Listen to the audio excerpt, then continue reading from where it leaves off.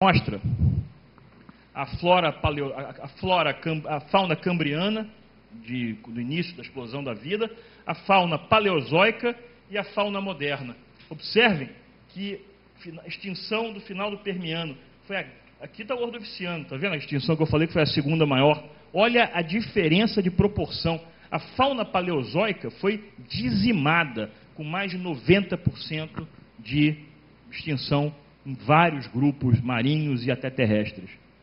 Então foi nesse período que a Terra, eu não vou entrar aqui em detalhes por que houve essa extinção, tem um monte de hipóteses, né? Mas foi de fato um momento chave na evolução da vida no planeta, né? A grande extinção do Permiano. A formação Piramboia, né? Do Triássico inferior, mais ou menos aí 245 milhões de anos, já mostra uma inteira continentalização da bacia do Paraná. O mar nunca mais voltaria. É um ambiente que pode ser correlacionado a mais ou menos os lençóis maranhenses, que é essa foto aqui, dunas e lagos, né, com alguns rios. Então, isso aí, o análogo próximo do que seria a formação Piramboia. E aí, finalmente, o grupo São Bento, lá em cima, o Jurássico superior ao Cretáceo inferior, aí mais ou menos de 150 a 130 milhões de anos atrás, né? Com duas unidades muito conhecidas, a formação Botucatu e a formação Serra Geral. O Botucatu, botei aqui uma figurinha, da mesma forma que os continentes se juntam, os continentes se separam. E foi mais ou menos nessa época que começa a quebra de Pangeia. Não durou muito tempo. Uma figura aí, mais ou menos aí do Triássico, mostrando do Jurássico, mostrando o início da separação dos continentes, onde já se podem divisar feições bastante familiares, como, por exemplo, aqui a América do Norte, a América do Sul, a África, ainda em grande parte inundada pelo mar, aqui uma maçaroca de Austrália, Antártica e Índia. A Índia depois vai subir e vai grudar lá na Ásia, uma das mais interessantes migrações continentais da história. No Jurássico Superior, já se separando, mostrando na região tropical, perto do Equador, climas muito áridos, muito quentes, geralmente continente grande, quando faz uma massa continental muito grande, o interior desse continente não recebe pouca umidade do mar, está muito longe, vira deserto. Então é uma época, o Pangeia foi uma época de grande desertificação, de grandes desertos. E esse deserto tão grande vai se implantar no Jurássico, o deserto do Botucatu. Aqui em cima uma típico arenito do Botucatu, vermelho, e o que seria esse grande deserto, talvez um dos maiores desertos existentes na história do planeta. E aí, em cima desse deserto, no início do Cretáceo, já nesse processo de quebra do continente de Pangeia, começa a se quebrar de fato, e essa quebra gera caminhos lá das profundezas da Terra que vão trazer para cima, durante um período de tempo pequeno, 133, 132 milhões de anos, não mais do que 2 milhões de anos, um volume de lava monstruoso por cima desse deserto. Esse deserto ele convive com a lava durante alguns centenas de milhares de anos. A lava passa por cima da areia, a areia passa por cima da lava, a lava flui por cima da areia, mas a areia ocupa até que a areia desiste. Não tinha mais fonte de areia. E aí a lava começa a se acumular numa grande espessura de rocha vulcânica. É o que se chama, né, as grandes províncias ígneas. São regiões do planeta onde tem grandes pacotes de lava basáltica, basicamente, de basalto, como é hoje no Havaí, aquela lava bem fluida, bem que flui feito um rio, né? E vocês podem ver algumas grandes desses grandes províncias, em inglês chama LIP, Large Igneous Provinces. Uma importantíssima está aqui, ó, Trapas Siberianas, 251. 251 eu tinha falado que foi a extinção do Permiano. Está aí uma das principais suspeitas de ter gerado a grande extinção do Permiano. Um grande volume de lava que jogou quantidades enormes de enxofre de gás carbônico na atmosfera e teria gerado a grande extinção, né? Aqui a outra importante, o Deccan, 66 milhões de anos. O que houve há 65, 66 milhões de anos? O que aconteceu há mais ou menos 65, 66 milhões de anos, professor Arai? A extinção do Cretáceo, né? Quem é o principal, hoje em dia fala que quem extinguiu os dinossauros foi um meteoro. Tá, tudo bem, o meteoro deve ter dado golpe de misericórdia, porque a situação já estava preta por conta das trapas do Deccan, esse grande volume de lava jogado nessa região da Índia, que também jogaram gás carbônico, enxofre na atmosfera e que já provavelmente já tinham extinguido vários grupos de dinossauros e outras formas de vida. O tal do meteorito do Yucatán talvez tenha sido o golpe de misericórdia. Siberian Traps. Toda vez que tem uma grande província ígnea dessas, um grande vulcanismo desse, tem uma extinção associada.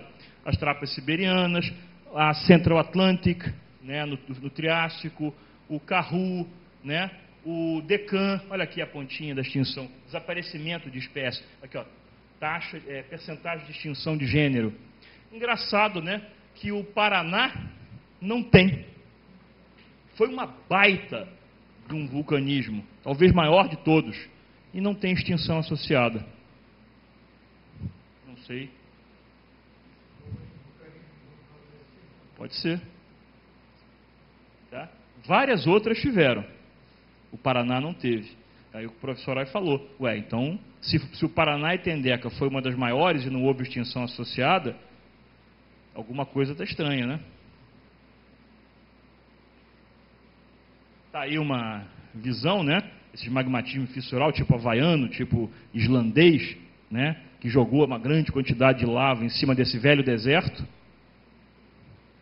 E aí uma figura, o cânion do Intembezim, que esse derrame de lava na bacia do Paraná chega a mais ou menos 1 quilômetro de espessura, em 2 milhões de anos. Em cima do Botucatu, os arenitos do Botucatu. Quem já ouviu falar no aquífero Guarani, o maior aquífero brasileiro, guardado nas águas do Botucatu, protegidos pelo Serra Geral. Então eu termino aqui nosso bate-papo, mostrando aí essa bela visão do cânion do Intembezinho, cuja erosão expôs aí todo o pacote de basaltos da formação Serra Geral. Muito obrigado. Obrigado. E eu vou passar para a gente encerrar essa parte antes das perguntas e tudo, para o meu amigo chegar aqui, já que ele foi devidamente estimulado a falar um pouquinho do carvão, né? E ele é especialista em carvão, e o White veio ao Brasil exatamente por causa do carvão. A coluna White, de uma maneira, foi mostrada pelo Renato, pelo menos uma parte do que o White viu, né? Ele não viu tudo que o Renato viu, mas viu uma parte dela. Alguns daqueles nomes citados pelo Renato já tinham sido, porque há uma regra de prioridade, esses nomes foram citados antes e são mantidos, né? Então, a coluna White permanece com vários dos seus termos sendo utilizados ainda até hoje. Agora, a questão tem o xisto. Eu tentei trazer alguém aqui para falar do xisto entre arco, folheiro e betuminoso, não consegui, mas, sem dúvida, o nosso colega aqui da nossa diretoria técnica, ele é um especialista em carvão, não pode deixar de falar algumas palavras sobre isso. É contigo agora. Muito obrigado. Primeiro, retificar.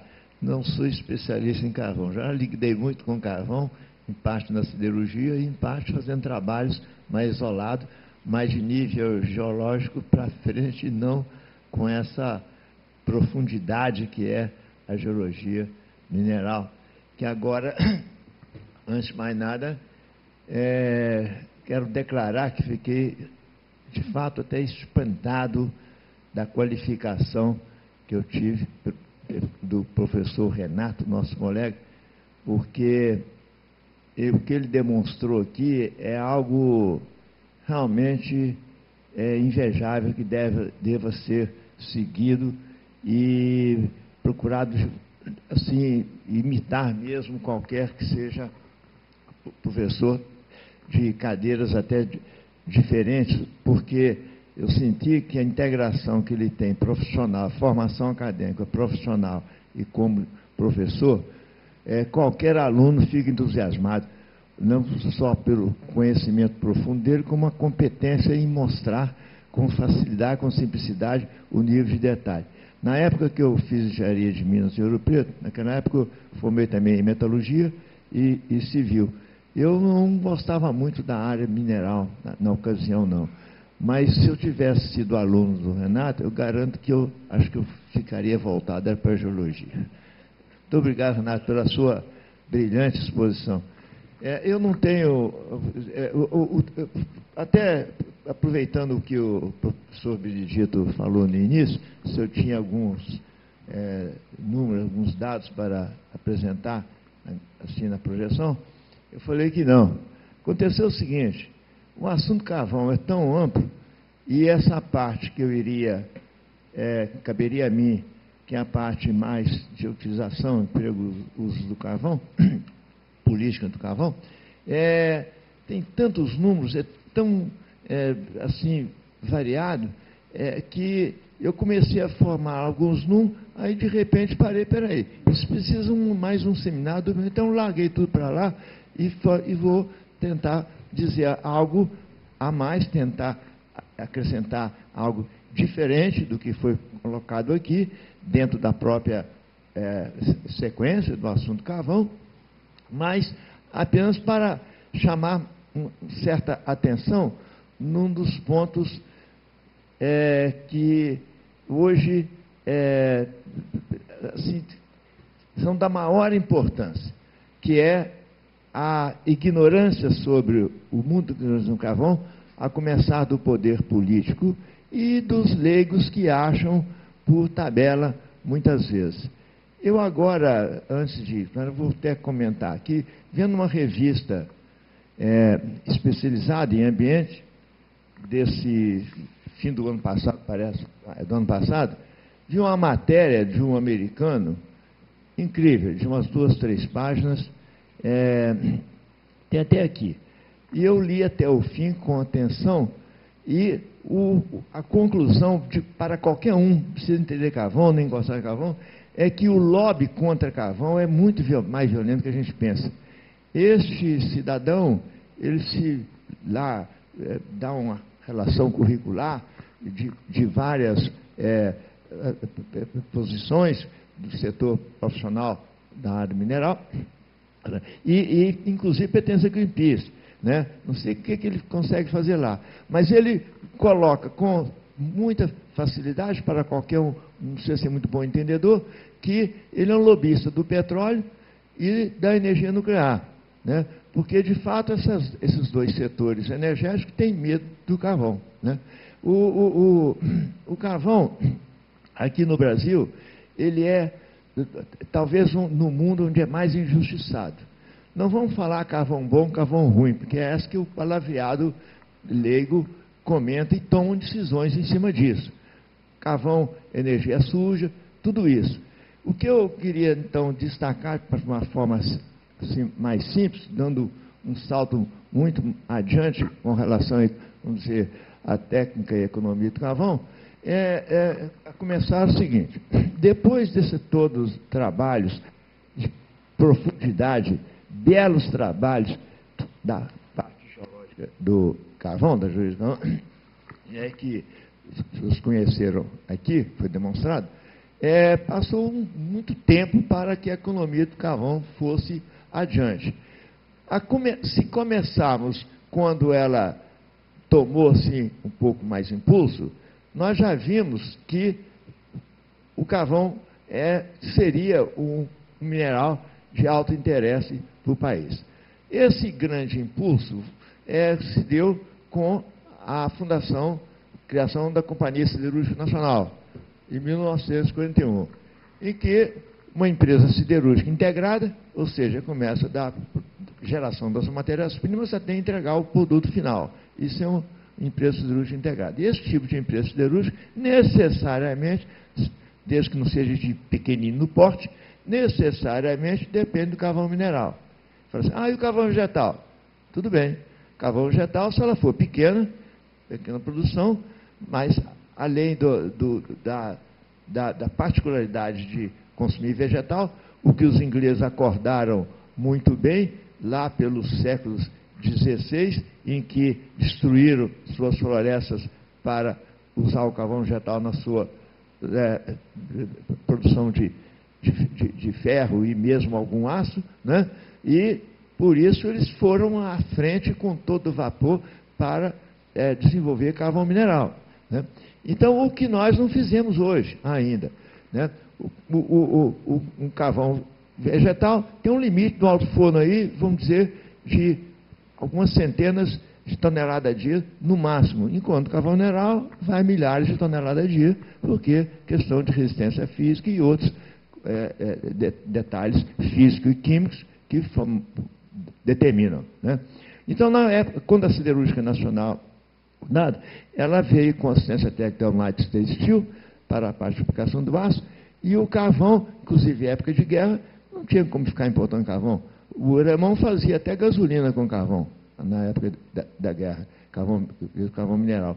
Então, foi carvão 100% nacional. E foram desenvolvidas, então, as minerações, que, inclusive, heroicamente, trabalharam muito bem com os poucos recursos, tanto técnicos quanto mesmo recursos financeiros, né?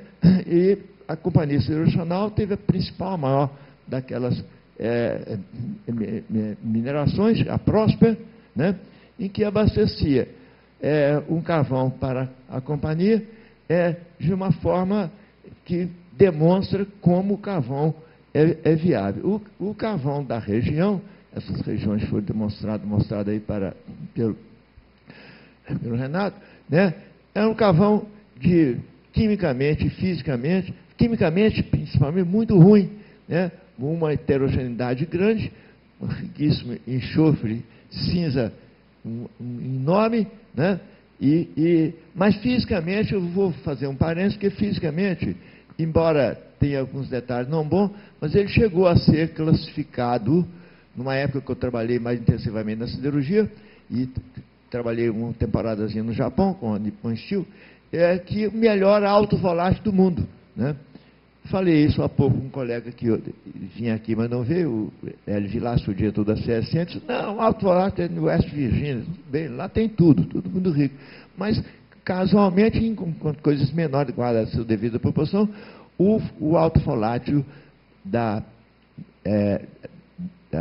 minas de Santa Catarina, eles eram utilizados nos grupos de carvão dos pátios da siderúrgica como um grande balanceador. Porque para comprar médio volátil era muito fácil, né? Compra no mundo inteiro. Austrália, Polônia, tem médio volátil com facilidade, né?